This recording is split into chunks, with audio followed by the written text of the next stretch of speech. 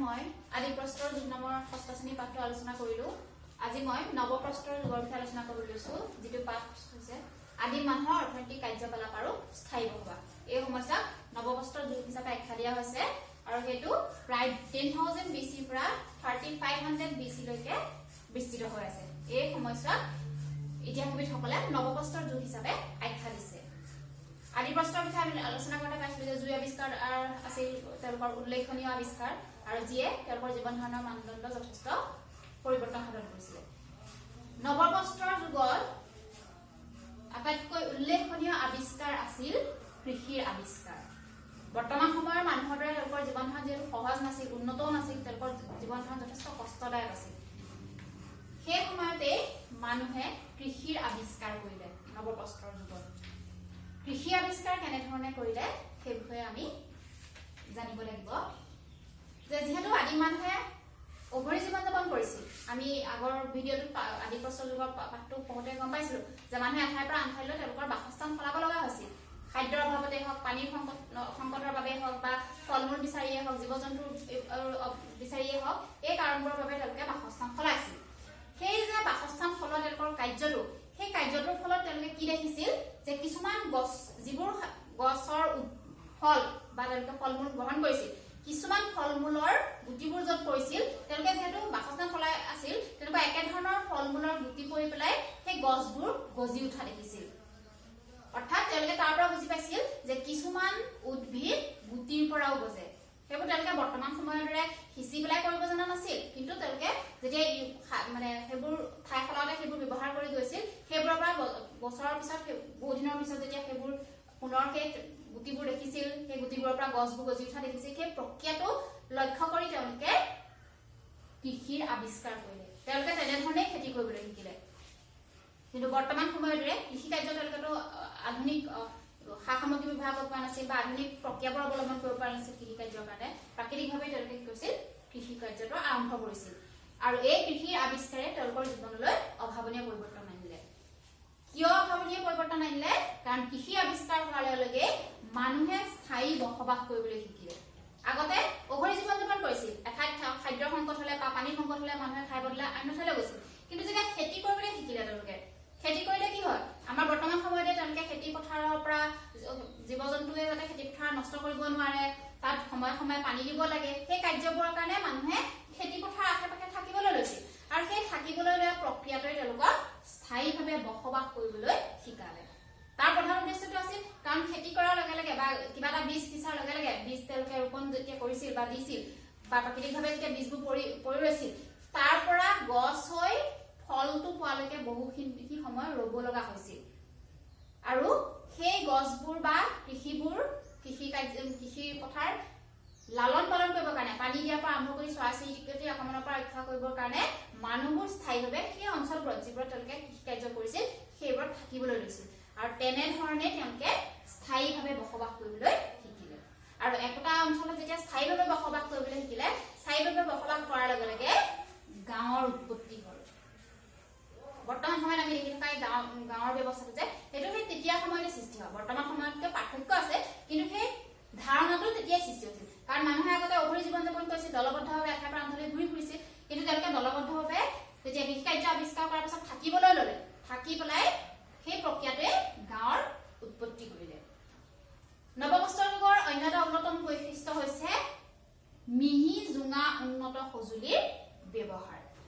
আমি আদি প্ৰস্তৰ যুগৰ পাঠটো পাইছিলো যে তেওঁলোকে ব্যৱহাৰ কৰা সামগ্ৰীবোৰ উন্নত নাছিল, জোঙাও নাছিল, কিয়নো তেওঁলোকে শিলৰ পৰা সেই সামগ্ৰীবোৰ ব্যৱহাৰ কৰিছিল। নৱ প্ৰস্তৰ যুগতো মানুহে সেইখিনি সময়ত শিল বা জীৱ জন্তুৰ হাড় বা কাঠ ইত্যাদিৰ পৰা তেওঁলোকে সেই সামগ্ৰীবোৰ নিৰ্মাণ কৰিছিল, সঁজুলিবোৰ নিৰ্মাণ কৰিছিল। কিন্তু সেইবোৰ পূৰ্বতকৈ মিহি আৰু জোঙা হৈছিল। কিয় হৈছিল? কাৰণ তেওঁলোকে কৃষি কাৰ্য কৰিবলৈ যিহেতু শিকিলে, কৃষি কাৰ্য কৰিবলৈ হলে মাটিবোৰ গুৰি কৰিব লাগিব আৰু বিভিন্ন ধৰণৰ অন্য কাৰ্য কৰিব লাগিব। গতিকে পূৰ্বৰ দৰে যদি ভোটা হৈ থাকে, সেইবোৰ তেওঁলোকে বহুত কষ্ট হৈছিল।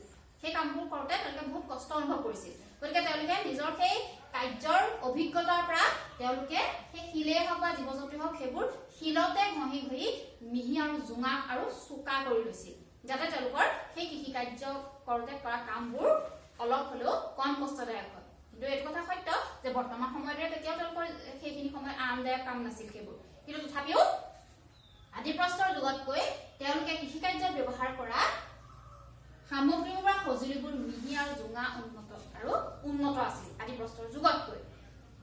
এইবোৰৰ লগতে মানুহে যদি স্থায়ীভাৱে বসবাস কৰিবলৈ শিকিলে, লগতে কৃষিৰ আৱিষ্কাৰো হ'ল, গতিকে তেওঁলোকে অন্যান্য কিছুমান সা সঁজুলিও মাটিৰ পৰা বনাই লৈছিল।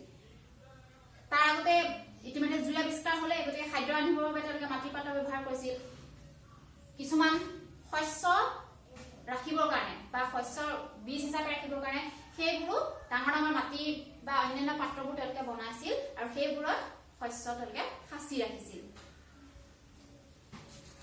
কৃষি কাৰ্য আৱিষ্কাৰ হোৱাৰ লগে লগে তেওঁলোকে কিন্তু পূৰ্বৰ যিটো পশুপালক হিচাপে তেওঁলোকে জীৱন আৰম্ভ কৰিছিল, তেওঁলোকে যিটো জীৱ জন্তুক চিকাৰ কৰি খাইছিল, কিছুমানে সেইবোৰ পুহিও ৰাখিছিল, তেতিয়াই তেওঁলোকৰ পশুপালকৰ জীৱনটো আৰম্ভ হৈছিল।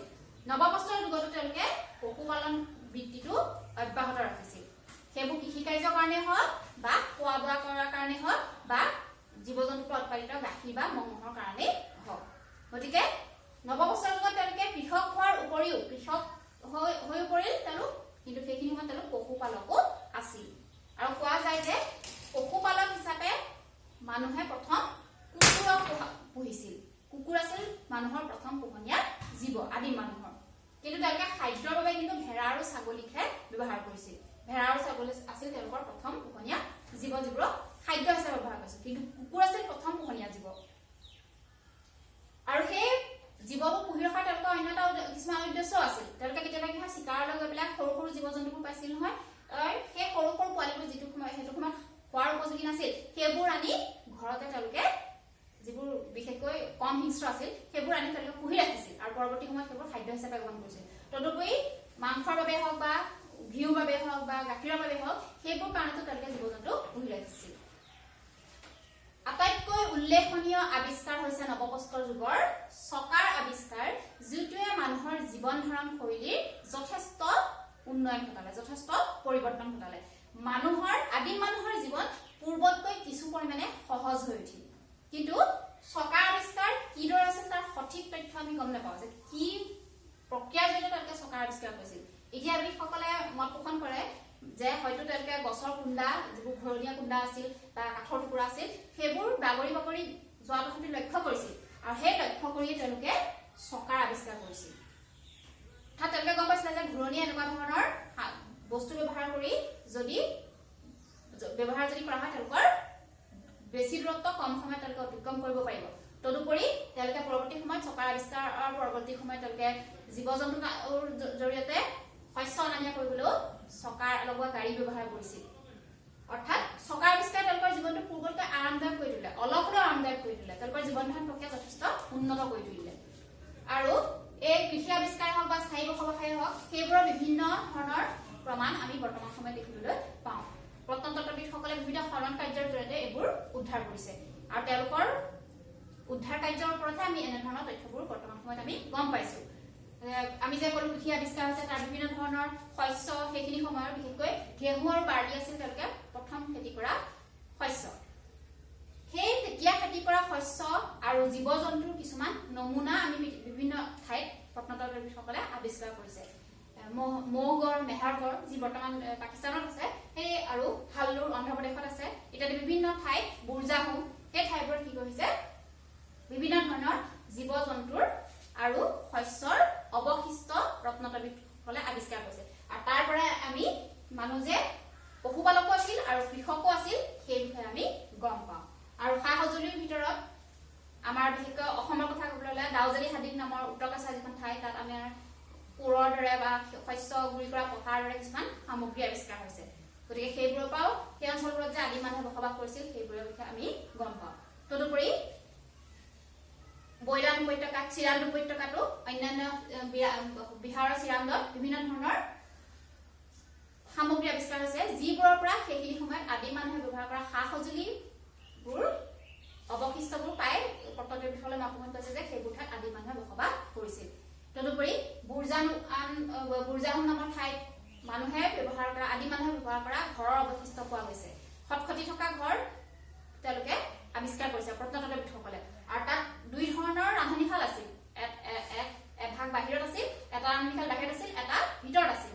আৰু ইতিহাসবিদসকলে মত পোষণ কৰিছে হয়তো তেওঁলোকে বতৰৰ ওপৰত নিৰ্ভৰ কৰি সেই ৰান্ধনীশাল দুটা ব্যৱহাৰ কৰিছিল যদি বেয়া বতৰ হয় তেওঁলোকে ভিতৰত ৰান্ধিছিল আৰু যদি ভাল বতৰ হয় তেওঁলোকে বাহিৰত ৰান্ধিছিল গতিকে নৱপ্ৰস্তৰ যুগ হৈছে আদিম মানুহৰ অধ্যয়নৰ বিষয়ে আমাক অধিক তথ্য দিয়া এটা যুগ যি যুগত মানুহৰ জীৱন ধাৰণ পূৰ্বতকৈ কিছু পৰিমাণে সহজ হৈছিল কাৰণ সেইখিনি সময়ত মানুহে কৃষি আৱিষ্কাৰ কৰিলে মানুহ কৃষক হৈ পৰিল তদুপৰি মানুহৰ অঘৰী জীৱন যাপনৰ অন্ত পৰি মানুহে স্থায়ীভাৱে বসবাস কৰিবলৈ শিকিলে গাঁৱৰ উৎপত্তি হ'ল মানুহৰ মাজত মৰম চেনেহ সহযোগিতাৰ ভাৱৰ সৃষ্টি হ'ল কাৰণ যেতিয়া মানুহ একেলগে থাকে মানুহৰ মাজত মৰম আৰু সহযোগিতাৰ সৃষ্টি হয় গতিকে সেই মানৱীয় গুণবোৰৰো উৎপত্তি স্থায়ী বসবাস কৰাৰ লগে লগে মানুহৰ মাজত বৃদ্ধি হ'ল আৰু পূৰ্বতকৈ তেওঁলোকে মিহি আৰু জোঙা সঁজুলি ব্যৱহাৰ কৰিবলৈ শিকিলে কাৰণ যিহেতু কৃষি কাৰ্যত ব্যৱহাৰ কৰিব লাগিব আৰু তেওঁলোকে কৃষি কাৰ্য শিকিলে যদিও পশুপালক হিচাপেও তেওঁলোকে বৃত্তিটো পশুপালক হিচাপে তেওঁলোকে কাৰ্যনিৰ্বাহ কৰিছিল বা তেওঁলোকে কাম কৰি আছিল আৰু চকাৰ আৱিষ্কাৰে